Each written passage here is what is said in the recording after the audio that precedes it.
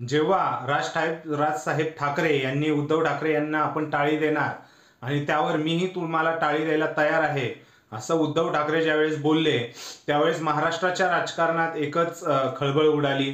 त्यानंतर अनेक प्रयास लावले गेले की युती होईल का नाही होईल, याआधी टाळी वाजवण्याचा प्रयत्न झाला परंतु तो सक्सेस नाही झाला, यावेळेस होईल का। संजय राऊत यांनी आधी म्हणजे शिवसेनेकडनं उबाटाकडनं संजय राऊत असू द्या, मनसेकडनं अविनाश देशपांडे असू द्या, हे सर्व संदीप देशपांडे, अविनाश म्हणजे या सर्वांनी म्हणजे जवळपास स्टेटमेंट केली। त्यानंतर राज ठाकरे यांनी मनसे च्या नेत्यांना सांगितलं की हा संवेदनशील विषय आहे, कुणीही आपलं मत मांडू नका, आणि हे एवढं बोलून दोघंही बंधू परदेशी वारीला गेले। राज ठाकरे अर्थातच 1 मेला परत भारतात परतले, महाराष्ट्रात परतले। उद्धव ठाकरे अजूनही परदेशातच आहे, ते अजून परतलेले नाहीये। परंतु आता हे सगळं सुरू असताना संजय राऊत जे आपल्याला स्वतःला ठाकरे म्हणजे शैलीचा पूजक म्हणतात, म्हणजे त्या पद्धतीने ते आपली मतं व्यक्त करतात, त्यांनी आज एक वेगळं विधान केलं आहे। त्यांनी डायरेक्टली शरद पवार यांच्यावरती टीका केली।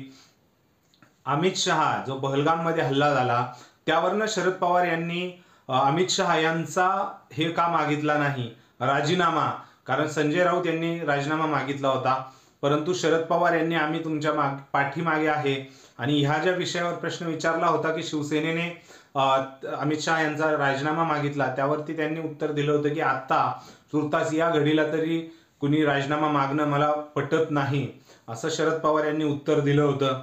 हे सर्व झालं। संजय राऊत यांनी आज पहिल्यांदाच शरद पवार यांच्यावरती एवढ्या वेळेनंतर किंवा शिवसेना उबाटाच्या कोणत्या नेत्याने आज पहिल्यांदाच उघडपणे शरद पवार यांच्यावर टीका केली। शरद पवार यांचा म्हणजे महाविकास आघाडी, इंडिया गठबंधन यामध्ये दोन्ही पक्ष एकत्र आहेत, आणि हे असताना आता उघडपणे महाविकास आघाडीमधल्याच शरद पवार यांचा विरोध करणं हे शिवसेनेची स्ट्रॅटर्जी आहे का? कारण राज ठाकरे इकडे परतले मायदेशात। आता म्हणजे महाराष्ट्रात जर आपण बघितलं राजकीय दृष्ट्या 2 युत्या आहेत, एक महायुती आहे आणि एक महाविकास आघाडी।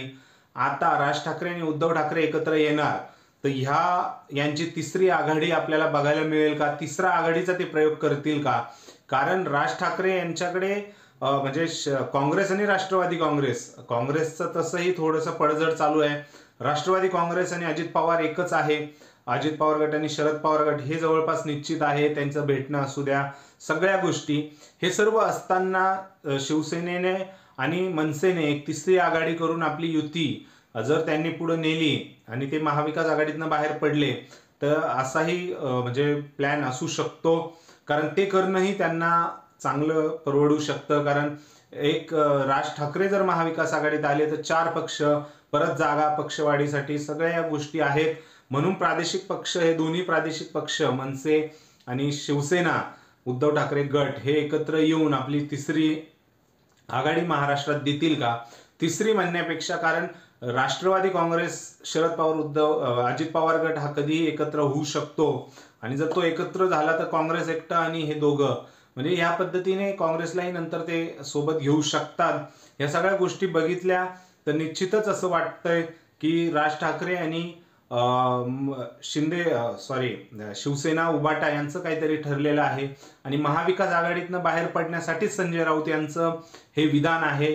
म्हणजे असं म्हटलं जातंय, जाणकार राजकारणातले अभ्यासकही असंच सांगताय। तुम्हाला काय वाटतं या गोष्टीबद्दल ते कमेंट सेक्शनमध्ये कमेंट करून नक्की कळवा। व्हिडिओ आवडला असल्यास लाईक करा आणि आपल्या चॅनलला सबस्क्राईब करायला विसरू नका। धन्यवाद।